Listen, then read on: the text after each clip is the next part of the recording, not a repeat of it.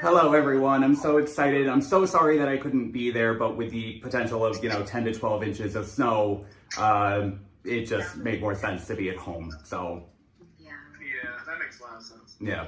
But I'm very, very excited to be here with the literary Coven of Raging Readers. good job. And we're very excited to have you.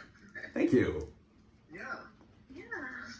So I don't know how you want to get started. I don't know exactly what step number one is, but I'm really excited to hear anything that you guys have to say about the book.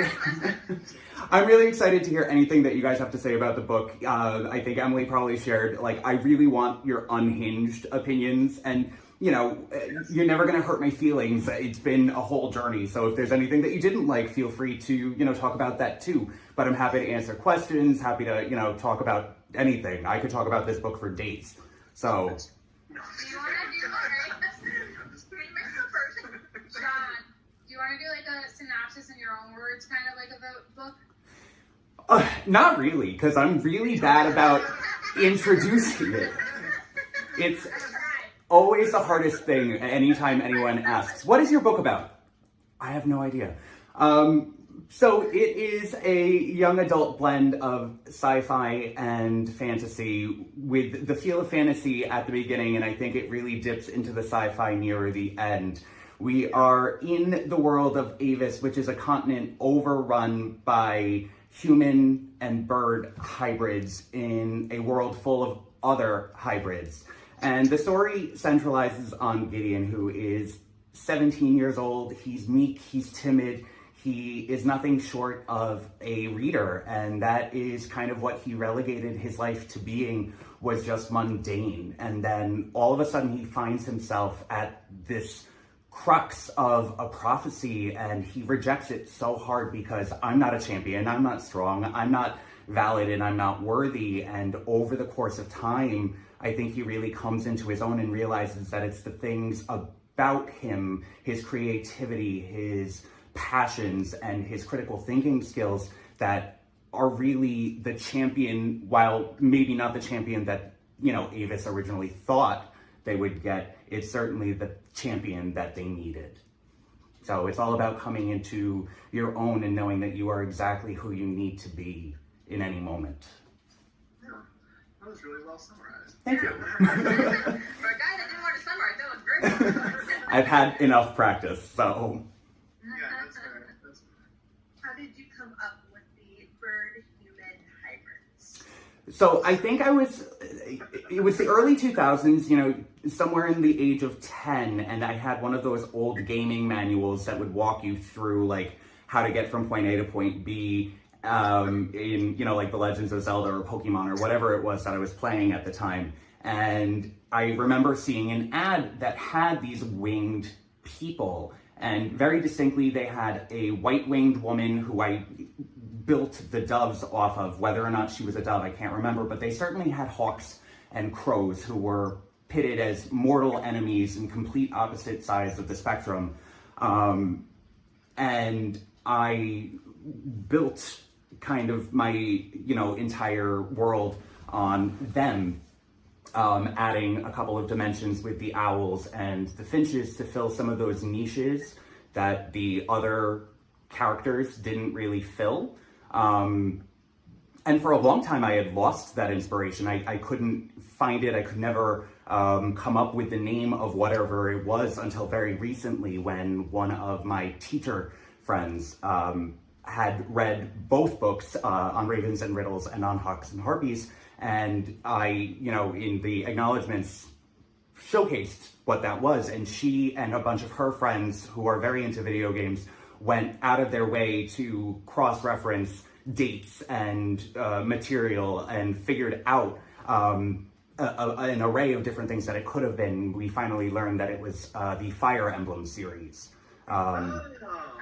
That, really popped that into my mind. But I'm inspired by a lot of different materials. I mean, even in, the first book, you have a lot of literary references to Alice in Wonderland. You have some references to The Hatchet and a couple of others over the course of that. I was very inspired by Six of Crows and that's where the rotating point of views come in. So there was a lot going on, but yeah.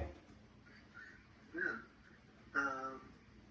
I actually, during part of when I was reading it, I actually just has a copy of Alice in Wonderland, and I went and got it off the shelf and like read that little chapter of the Hatter's Riddles, because I've actually never read through the Looking Glass all the way through. So that was fun. I like that it kind of opened up pathways to other things as well. Mm-hmm.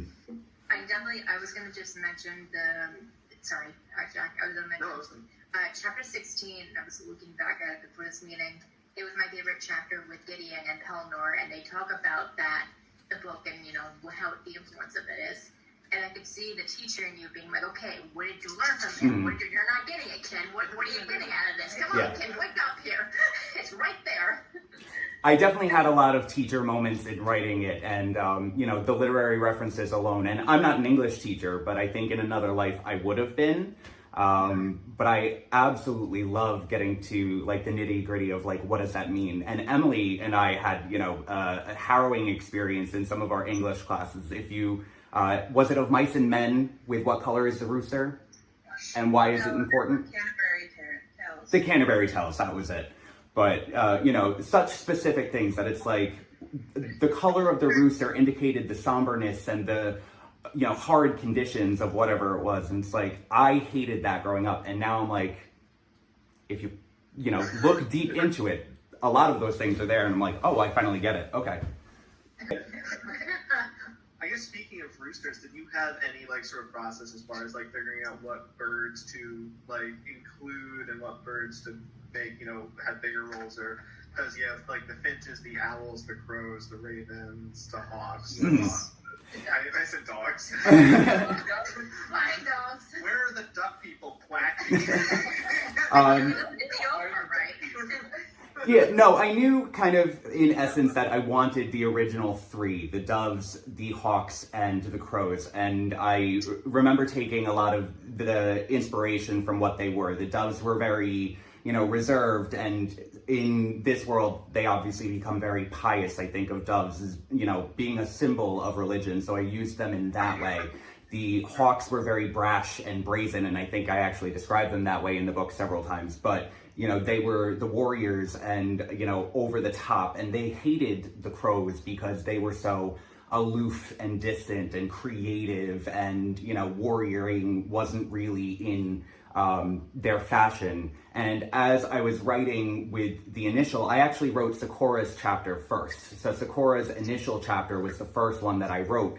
And as I was thinking about, how do I want my main character to be in like reaction to all of the things that he's going to be responding to, well, this is how I want him to be. Well, he doesn't really fit within the niche of any of the three that I've created.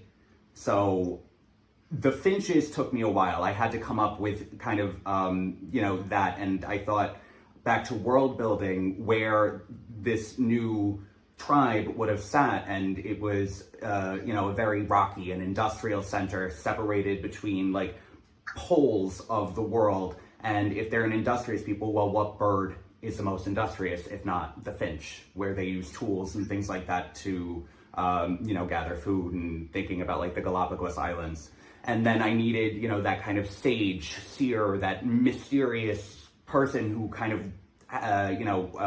very much the Gandalf character, or very much the Alanon character in the Shannara series, Brahm, and what better bird than to be the owl. So I thought about adding other tribes as well, but for the world being what it was, and for how limited the space was, and how much I didn't need to overextend the story, I settled on those 5 because it really filled all of those niches that I needed. Yeah. Why did you choose the Gideon's shop as the o'clock business? I knew that there was going to be some use of that throughout the book, kind of like that theme of time racing against him, and always feeling like he's never fully present and aware of the time that is. You know, even I think in like the last battle, he says he feels like he's late.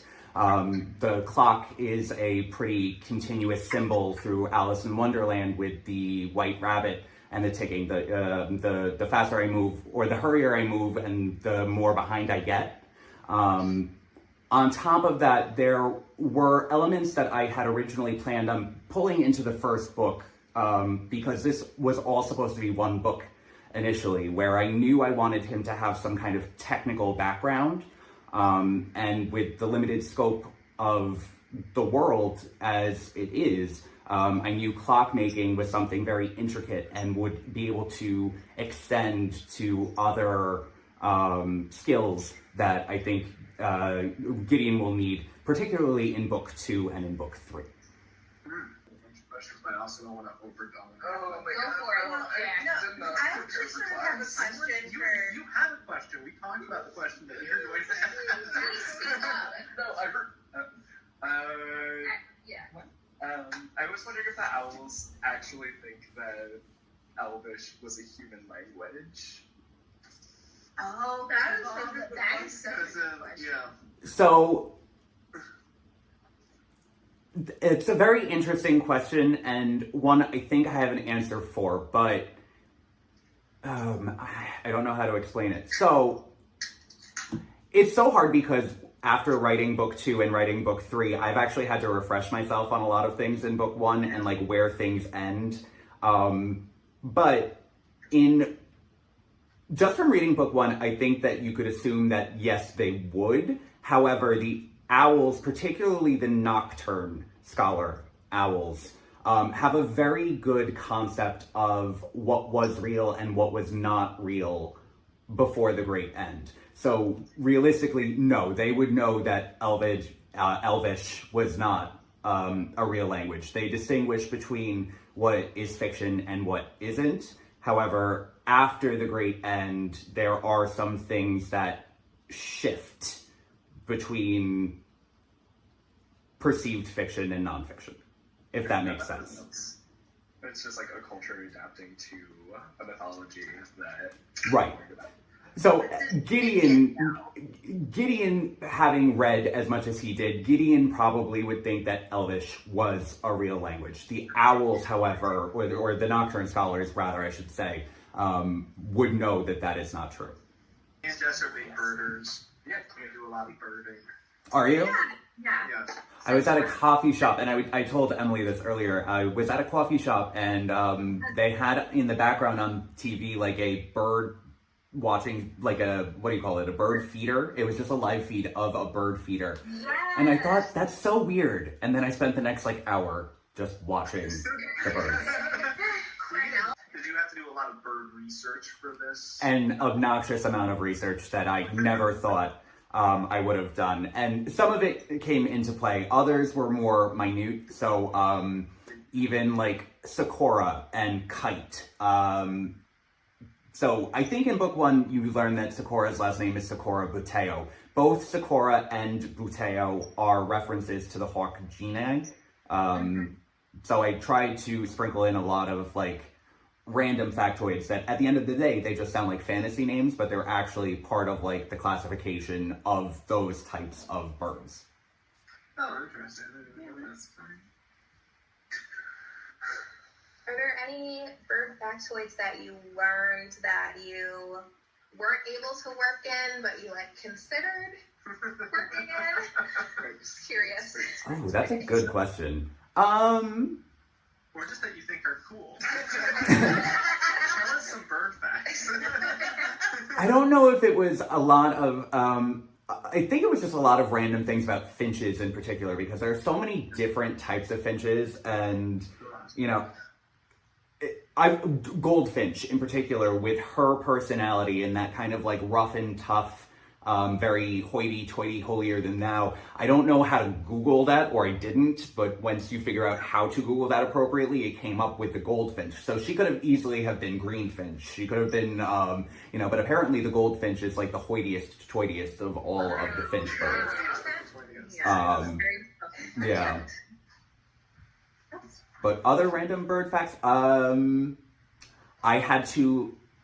think this goes back to Liz's question earlier. I did have to learn the incubation period of eggs for a particular bird type. I also had to do a lot of research into like the structure of wings, like what to call different things. So like the radial ulna or, you know, things like that. Figuring out exactly how, if someone broke a wing, what would that look like? How long would it take to heal and things like that? And bird wings heal a lot faster. So I think it was either Emily or my mother, when they read Sakura's initial chapter, I think it was my mom, said like, Sakura seems to have healed a lot faster than she should have. And a wing only takes a couple of days to actually heal. Yeah, that's fun. I have kind of like a process question. I always think this is interesting. Do you, when you're writing your books, do you plot a lot ahead of time, or do you like kind of just go? Book one, I pantsed the heck out of it. So there's plotting and then there's pantsing. I knew where I wanted the books to kind of begin and end. But a lot of that book was just kind of like, this is where we want to go and this is how we're going to do it. A lot of things just kind of came up organically. Like I would write a chapter and Emily would say like, this element feels like it's missing. Can we do something? So like Tama didn't exist initially. Fatima was not supposed to be a recurring character. She was going to go off into the desert and disappear. Yes, Emily's biggest contribution to the book is Fatima's return. The ending of that book looked so much different initially because Fatima just never came back. So a lot of it was just kind of like, we're gonna hope for the best and be done with it. So when we got to the end and started editing, you know, like chapter order, editing, you know, through plot holes and what was there, what wasn't there, what questions were answered, what questions can be left open, I had to go back and do a lot of revisions in book one. Books 2 and 3, figuring out that this had to be 3 books, I sat down and I plotted the general like structure, like, all right, this is what chapter 1 is going to do, this is what chapter 2 is going to do, this is what chapter 3 is going to do. But even then, I left it very open because I like when my characters surprise me.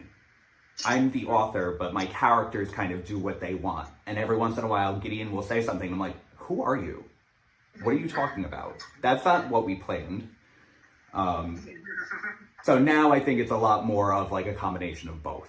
But I definitely have the structure where like if I die tomorrow, Emily has the structure and she could finish book 3 for me. I do have to, this is like the rule, I have to finish the books, guys.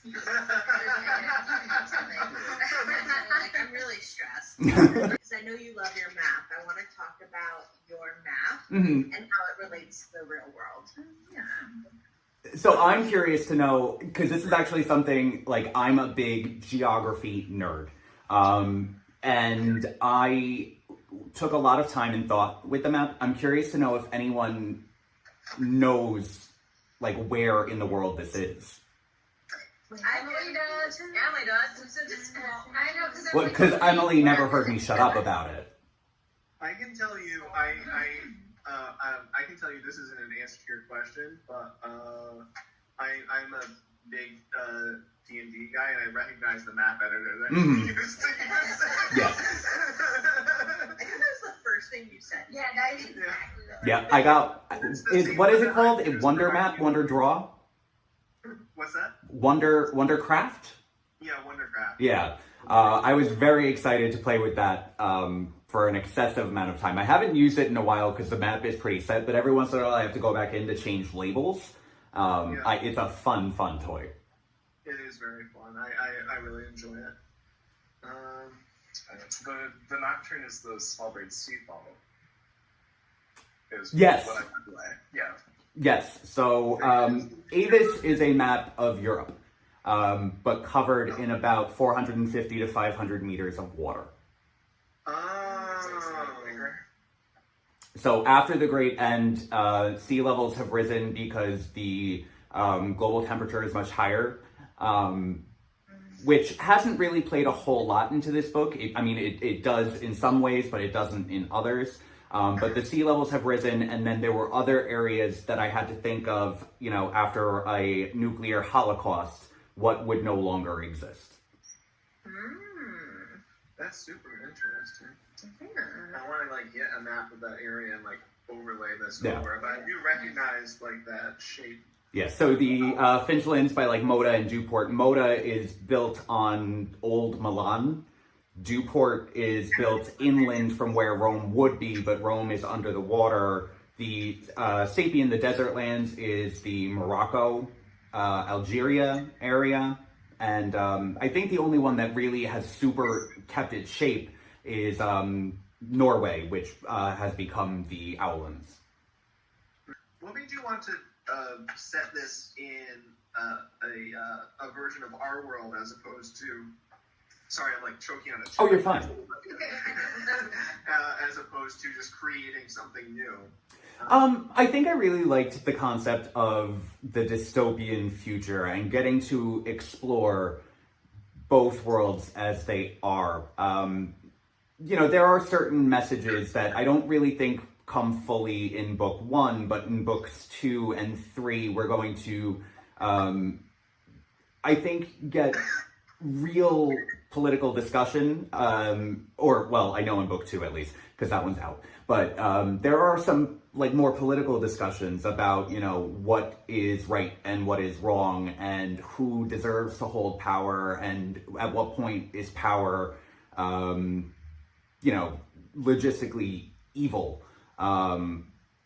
Gideon at one point in book 2, not to give a spoiler because I don't think it really is one, but he'll actually pick up the prince. Machiavellian's the prince is better to be feared than to be loved. And I like getting to explore those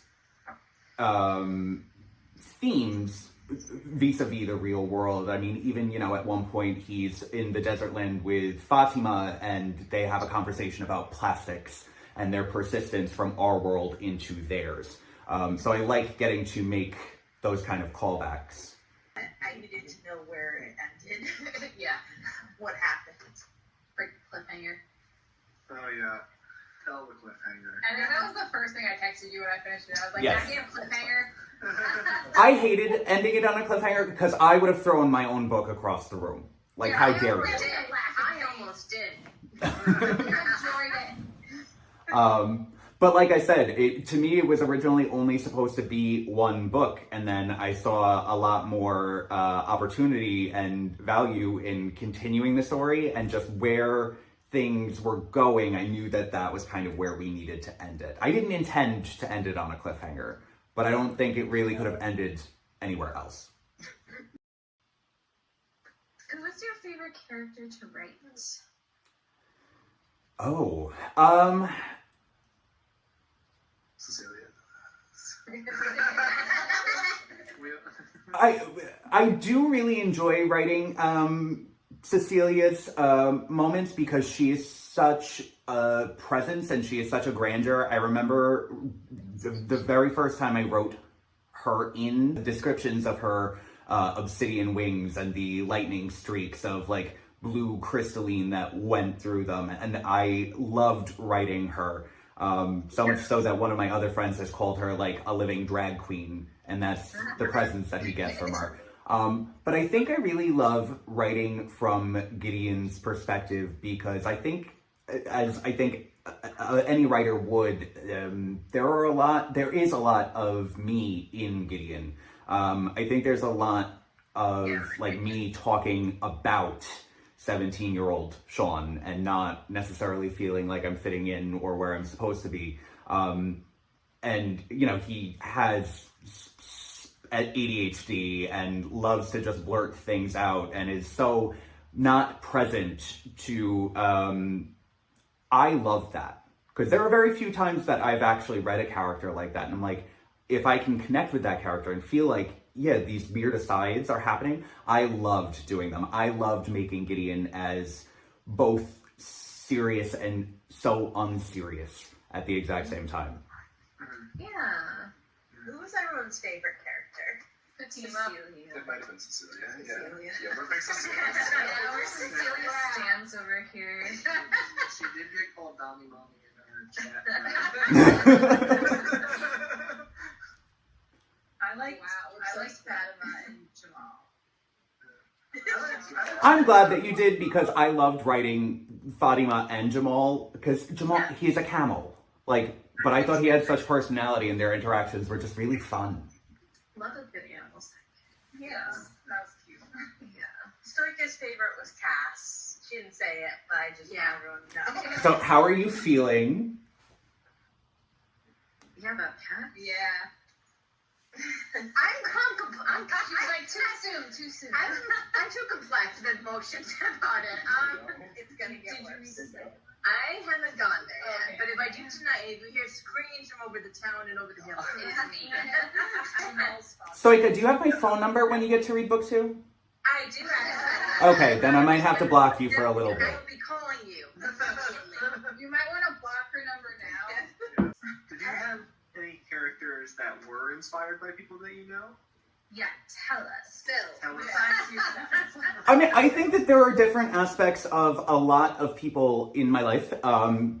Sakura in particular. Sakura was my first character. She is the character that I always envisioned when I was like 10 years old. And Sakura is really just a combination of like every strong woman in my life from my mother. There are parts of Emily in her. There's my friend Christina, who like is the person that I modeled Sakura off of physically. Jen. My sister Jennifer, yeah, and my sister Lisa too. They were just such prominent people in my life, which, I really wanted Sakura to be such a well-rounded character, and I've tried really hard with her to both be like this badass woman who, if you hurt her, she's gonna snap your neck, and if you hurt the people that she cares about, she's gonna torture you and then snap your neck. But to have all of these like really emotional beats and still like struggle with her anxiety and, her own frustrations and things like that. I actually think because of all that, I found Sakura to be the most challenging character to write, because it was such a dimension of different things that you had to think about, but also really, really personal to me. Thinking about all of these people who have always just been there as like my protectors in this world. Cass also has a lot of inspiration from just like different people in my life and the way that they affected me. Like, I think that there are some elements of my friendship with Emily in there, but there's also some elements of like some of my exes in him, and like, the touching things that I cared about, but also the things that frustrated me. Trying to think of who else. Erasmus, Gideon's father, was definitely a representative of a lot of like, not my dad per se, but a lot of the fatherly figures in my life who seemed very disinterested and seemed very cold, and I didn't connect with them, and being, the very antithesis of like Kaz's Gideon's relationship with Sakura, say.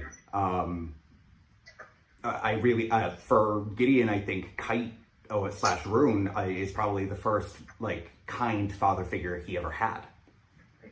Trying to think of who else. Herminor. Herminor is Leslie Jordan in Will and Grace. That, not a personal affectation, but definitely someone that I built him off of. If you, Sean, were a bird hybrid, what kind of bird person would you be? Oh, good question.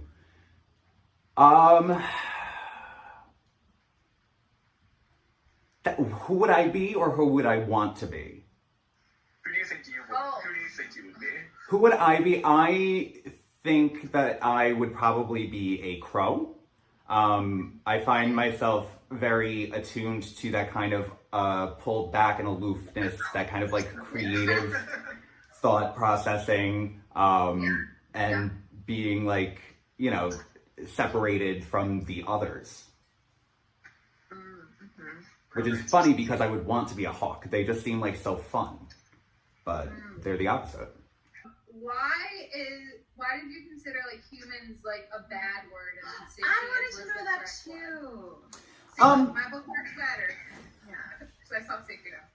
So I will say, originally, I, without thinking of it, had it kind of not the reverse. So I originally called them humans because that's what they were, but then as I was trying to come up with other terms, like that the birds would call them that were, problematic, I ran into a lot of things that were like real life problematic, and I obviously didn't want to do that.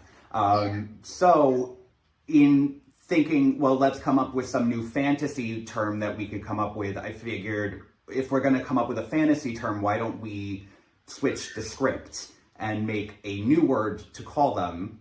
So instead of calling them human, we call them sapien from Homo sapien, and then human becomes such a derogatory term, which I think is actually really interesting because when you think about the fact that humans destroyed the world and then brought us into a new age of this hybrid and like struggling in this world, I thought that was much more interesting to take the term that we call ourselves and bastardize it. Are we gonna see? I would love to see any of the other hybrids. Like I think they were talking about the Bengal. What are they called? The Bengals. The Bengalans and the Crocs. So the Crocs are acknowledged a little bit in book one, but yes, the other hybrids will have, while not an overwhelming presence, their presence will be made known in Avis. Okay, fun. Oh, I'll tell you my unhinged take, which is also my critique. I wanted them to be full birds. I wanted them to go full Egyptian god with bird heads. Yeah. I kept picturing them like that in my head. Mm-hmm. Like I pictured all the owls with like owl heads. Because that's how I just think of owls. It's funny that you should bring up the owls. So I know Emily and my mother both had the same issue where they viewed everyone as the, humans with wings. Except for Pellinor and a lot of the other owls who they pictured as having bird heads and faces. I actually thought about it from a world building perspective, and I originally intended them to be a little bit more avian, much more like Arakakra from D&D, rather than being just people with wings. But then I thought about it from a relative perspective where, you have this sense of European superiority and in developing the hybrids, whereas, other continents went full animal in an effort to kind of gain, an advantage within the world war that caused the Great End. The European power probably would have been much more mute about it and said, we are already superior as it was. So it's kind of commentary on the fact that this power did not feel the need to go above and beyond other than adding wings to their arsenal. Nice. Do they have other bird qualities, like maybe the owls can turn their head? I was They can just break their own fucking necks. Nothing quite that distinct, but there are some instances where I had to think about how these things would have developed, and stairs are very rare in this world. So in Gideon's city of Moda, most of the buildings are high rises where you actually have to fly. Like if you live on the 12th floor, you have to fly to the 12th floor to go into your home. I don't think it's mentioned in book one, but Sakura and Kite's home does not have stairs either, which will become relevant more so in book two. As well as, the healing time for their wings versus, their human parts, the fact that they can fly, their bones are hollow and things like that. Worse when you get back from a long day of work and you're like, God, I gotta fly. Jeez, stories. Just a little bit more wings. Come on, keep it up. Yeah. That's why you just make sure that your commute home Just fly up, come to work, and we fly back home. Probably the merchants, because if you think about it, like the people in the high rises in like New York City are the super rich.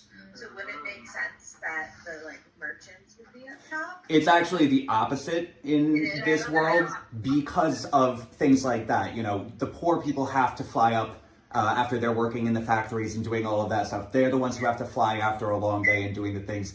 Gideon, at one point, actually going from the clock shop to go prepare for this journey, he actually says, like, oh my gosh, this flight was exhausting. Meanwhile, it's like 3 blocks away. And he's so glad that his home is on the lowest level so that way he didn't really have to fly and expend himself.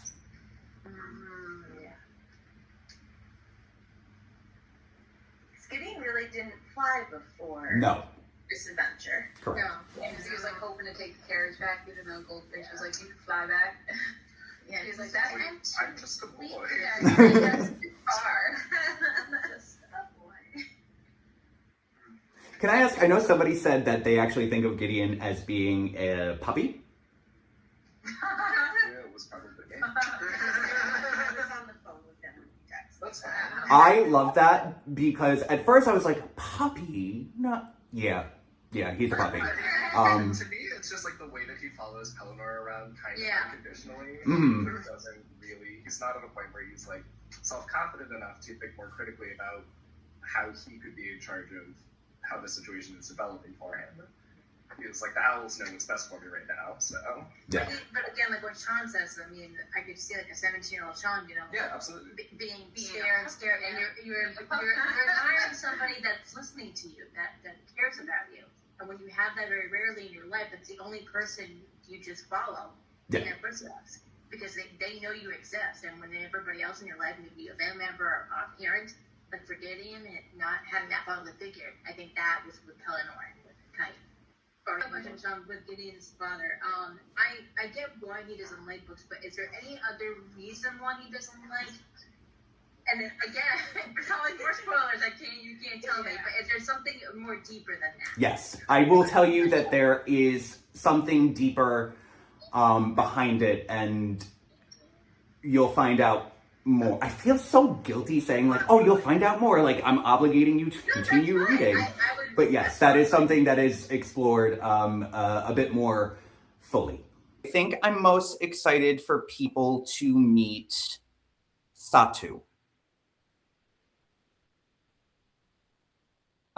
Because I think Satu brings many different elements that we have not seen yet in the book. And I think that they just bring a really, really interesting, intriguing presence while also being very, like, somehow comforting throughout the book. Yeah, thank you for that reminder. Way to show me up, Emily. She got it all in there. That's why you're chosen.